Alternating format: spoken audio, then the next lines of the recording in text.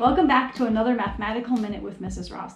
This is a very special edition of Mathematical Minutes because this is actually the last episode that we'll be doing for this school year. We're going to be talking about something that's kind of brand new for us. Our topic this week is fractions. Now you might be wondering what a fraction is. Maybe that's something that you've never heard of before, but I'll bet that you've actually encountered fractions in your everyday life and you didn't even realize it. If you've ever had a slice of pizza or a piece of pie, or if you've ever shared part of a Hershey bar with a friend, you've actually been working with fractions. So today, our big question that we want to answer is, what is a fraction and how do we use them? So let's get down to it. Let's answer the question of what is a fraction. A fraction is a part of a whole. And we've talked about wholes before when we've talked about things like our part whole. We know that the whole is everything put together. When we talk about fractions, we're going to be focusing this week on halves and quarters. And if that sounds familiar to you, that's probably because a couple of weeks ago when we talked about reading a clock, we actually took a look at the clock face and talked about how we could divide that clock into halves and into quarters. So you've already started working with fractions a little bit, even with telling time. A fraction is made up of two parts.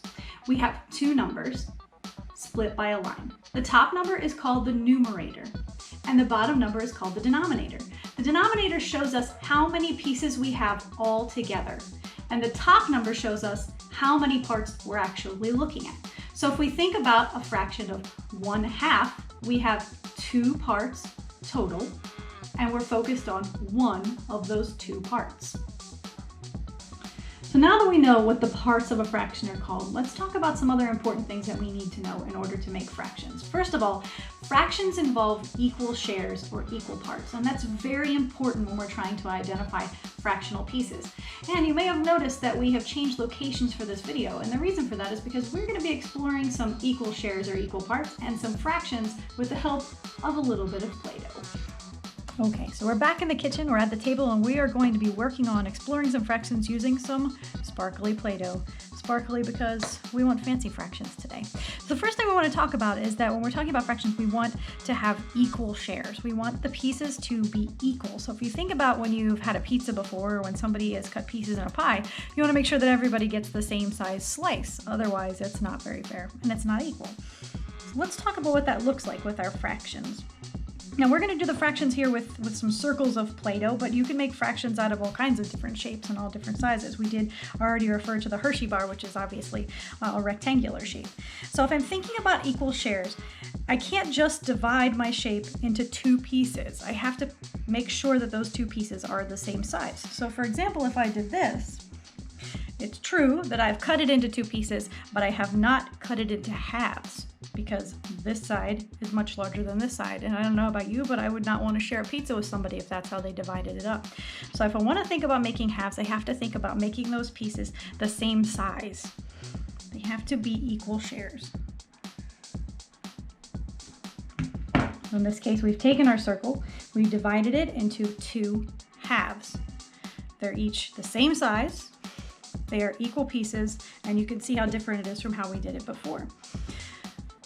Not only can we make halves with our fractions, but we can make all kinds of different fractions. We're going to focus, of course, on halves and quarters this week. And you can think about quarters also by calling them fourths. And I'll show you why. So we're going to start by dividing our shape into our halves. We can tell that they're halves because each side is exactly the same size and the same shape.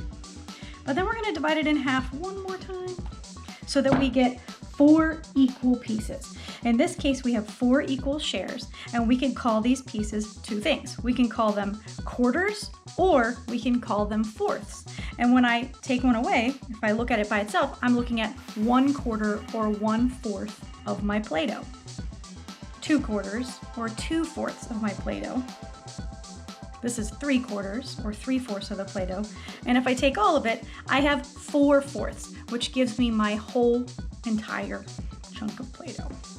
The same thing for fourths that we talked about with the halves. If we're going to call them fourths, then we have to make sure that they are the same size and that they are equal shares. So if I took my other pink Play-Doh here and divided it this way, it's true, I have divided it into 4 pieces, but the 4 pieces that I divided it into are not fourths because they are not equal. These would be fourths, these would not. Well, you know you can't play with Play-Doh.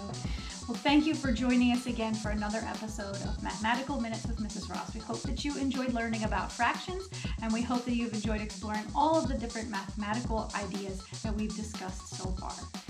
Say goodbye, Ella.